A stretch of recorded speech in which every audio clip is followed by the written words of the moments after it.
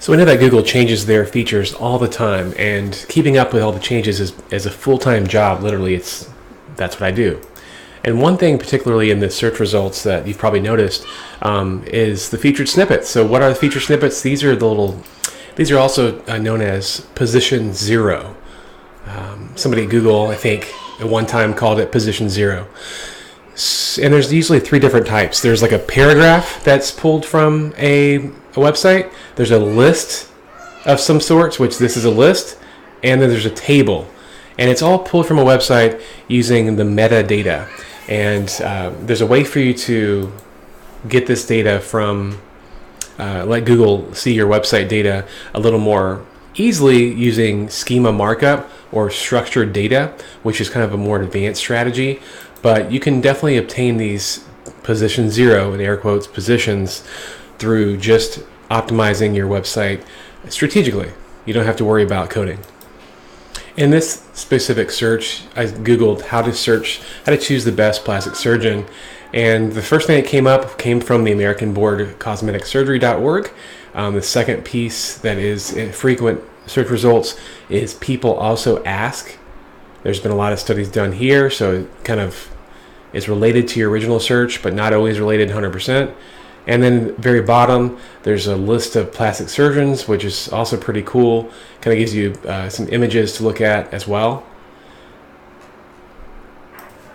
Here's another example of a featured snippet result. So I Googled which incision is best for plastic surgery.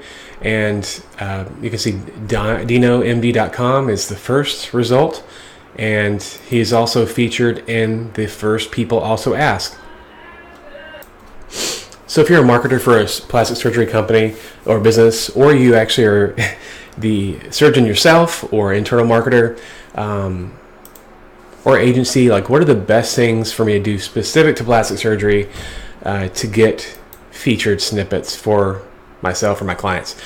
And here's some simple steps. SEMrush is an amazing tool. I use it every single day. There's a bunch of them out there, like Ahrefs that do Ahrefs that do a lot of similar analysis of URLs. But I use SEMrush daily with my clients, and you just type in your domain or your URL or your competition URL, and you can take a look down here at the organic research tab. About midway through the page, there's a featured snippet area. And so I actually use that same URL that we just saw come up for that featured snippet example. So if they're a local plastic surgeon, or maybe in a certain space vertical that you'd like to dominate, nationally or regionally, if DinoMD was my target competitor, I would take a look at all the different featured snippets that are associated with that URL. Stomach liposuction. Click on that URL, and then I would look at this, look to see what they did, and just make a better version of this page. So it looks like they did a lot of blog posts and full-blown answers to questions that they probably did research on initially, that I'll show you how to in a second. And they answered it and added pictures and did a really good job. So kudos to the SEO team here. But if Dino was you and you're curious what featured snippets you were ranking for, you could do the same thing for yourself. But if you're new or don't have any featured snippets at all, or think you don't, there are several ways to do some really easy research. So just go to Google and start typing in something similar to what you do. Like, do I need a tummy tuck? And just stop, and you'll see a drop down of all the different, here, let me see, tummy tuck or liposuction, and these are all actual things that people are Googling daily, and it's an opportunity for you to write a page of content and answer that question for people. Another area to look at outside of that drop down that I just showed you is the People Also Ask section. So these are questions related to the search you've already entered, and you can kind of look at the feature snippets for each one, and then it also gives you some ideas of what type of competitors you might be dealing with. So in this case, I would take a look at drsarah.com, sharecare.com, pamf.org. Another opportunity to find questions that people are asking, and I've said this before in previous blog posts, but answerthepublic.com, and you just type in your search. So I typed in, do I need a tummy tuck? And then just a huge list of other comparable questions came up as well. At the time of this video, there's also been some recent studies that talk about the length of your answer. So I think this strategy right here that this guy is doing, Dr. Dino, answering it with a huge page with pictures, that's one tactic. But also, if it's a very specific answer that could be given, like a very short answer, or maybe you can add a short answer to this but then elaborate on it. Studies have shown that around 50 to 52 words is the optimal length. So that's something to consider whenever you write a page like this is, do I need a tummy tuck or liposuction? If you are able to get to the point really quickly in about 50 words, you want to throw that in there and then maybe elaborate on it later on in the page. You also want to make sure that your headers are correct.